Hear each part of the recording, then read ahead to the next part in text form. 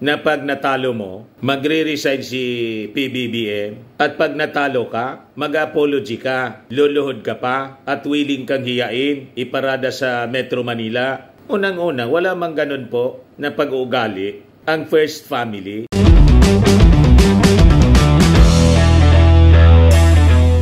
Ito naman po yung bago naming product na binibenta online.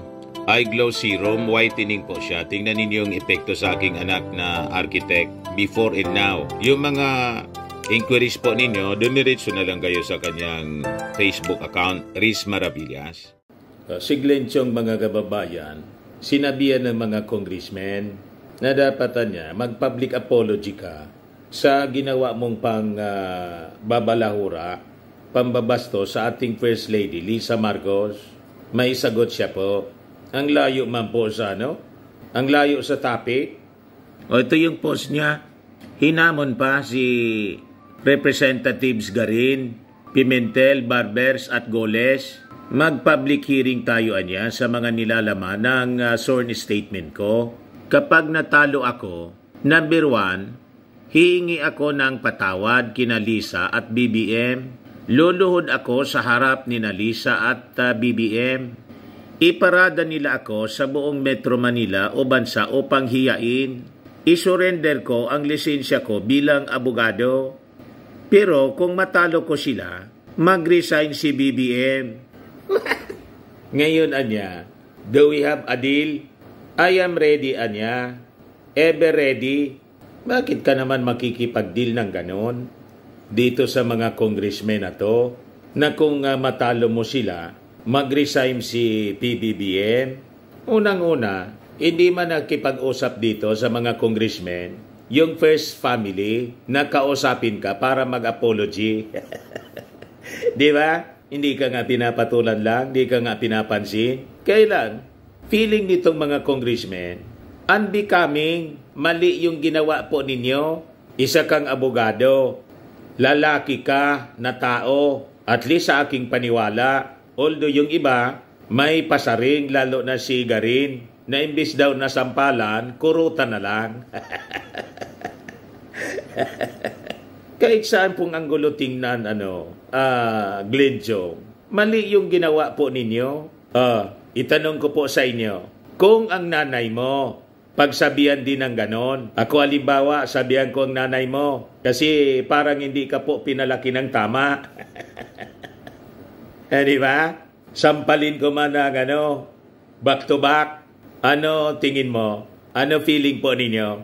Kasi tingin ko po, hindi ka pinalaki ng tama. May kasalanan yung nanay mo. Naging ganyan ka sa laula. Tawag dito sa amin yan, balasubas eh. Naturingan kang abogado. So kung ganon yung sabihin din namin, pag makita ko yung nanay mo, sampalin ko siya ng back to back. Ano feeling po, Glenchong? Yun lang naman ang punto nitong mga congressmen. Pero hindi man sila kinausap po ni Mrs. Lisa Marcos para makipag-deal ka sa kanila na pag natalo mo, magre-resign si PBBM at pag natalo ka, mag-apology ka, luluhod ka pa at willing kang hiyain, iparada sa Metro Manila. Unang-una, wala mang ganun po na pag-uugali ang First Family. Never na nag-wish po ng tulad na wish mo. Tama, Glenchong? Kailan kami man po, hindi man kami nagtataka kung bakit ganun kasasama ng ugali po ninyo. Ang kasama mo, mga masasama ang ugali. Pinagtatanggol ninyo dyan sa, sa liwasang Bonifacio during the prayer rally, ang tawag ng mga totoong believers ng ating Panginoong Hesukristo, false teacher, bulaang propeta. Kaya hindi man kami magtataka kung bakit ganon yung mga pag-uugali ninyo. Kasi ang teacher na totoo, teacher of the Bible, malayong magkakaroon ng mga taong nakapaligid na tulad ninyo, masasama ang ugali. Tama? Ngayon kasi mga kababayan, lalong dumarami yung nananawagan na mag-public apology siya na mga congressmen natin. Ang latest ngayon po, si Congressman Quezon Congressman Suarez po.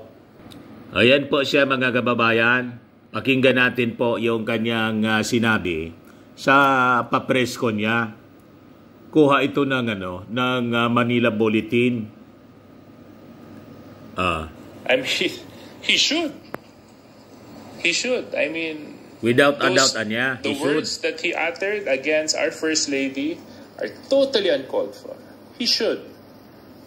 So, I don't only demand it, but I think out of common courtesy and basic human nature, I think he should.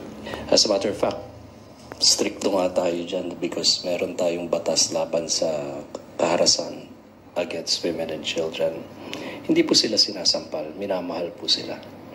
I may not be in a position to demand an apology because hindi naman ako yung alluded to. But I think in behalf of all the women that we love, I think all of us should demand an apology from this person. Because never should it be acceptable in furtherance of political rhetoric to allude to violence against women. Lahat naman tayo, may nanay, we have sisters, some of us have daughters. And the question is, do we ngayon, ang lipunan po natin, acceptable na po ba ang ganitong pananalita? Is that what we have come down to? Para may sanib po. Sa society natin, hindi naman katanggap-tanggap yung kabasusan ng bibig, no? Talagang tama nga ang sinasabi ng aking mga kasama ng babae, minamahal at hindi sinasaktan. So, unsolicited advice, no? Sana bago tayo nagbibitiw ng mga gatong salita, sana pinag-iisipan muna natin mabuti. Dahil katulad nga ng sinasabi natin, hindi lang narinig din ng mga kabataan yung mga sinasabi natin at sana maging mabuting ehemplo tayo sa ating mga mamamayan. So yun mga kababayan yung sabi ng ating mga buting congressman. Masamang alimbawa, lalo siya isang abogado mga kababayan. Di ba? Kung gawin man sa kanya, sa kanyang nanay, sa kanyang kapatid, may mag-threaten, mag-disrespect sa kanyang minamahal na nanay at sabihin, pag nakita ko yung nanay mo, iwan ko lang, sasampalin ko yan ng back to back. Sigurado masasaktan siya mga kababayan. Unless mga manhid na kayo dahil sa inyong hatred, galit sa ating First Lady na hindi nga maintindihan ng mga mamamayang Filipino kung anong pinagugutan ng galit ninyo sa First Family. Kasi noon naman, magaganda yung mga pinagsasabi ninyo. Nangampanya pa nga kayo. Pinuri pa ninyo yung landslide victory ng ating Pangulong Bongbong Marcos. Pagkatapos, sabi ng iba, nang hindi ma-appointan niya, biglang bumaliktad. Sumama ang loob, mga kababayan, tulad ng isang vlogger na pro-Marcos, magkakasama na sila. Magkakakampi na sila mga kababayan, pati si Vic Rodriguez, mga bleeding hearts niya, Mr. Maravillas. Ayan man lang po ang short video natin. Ako po si Dante Maravillas. Bye-bye.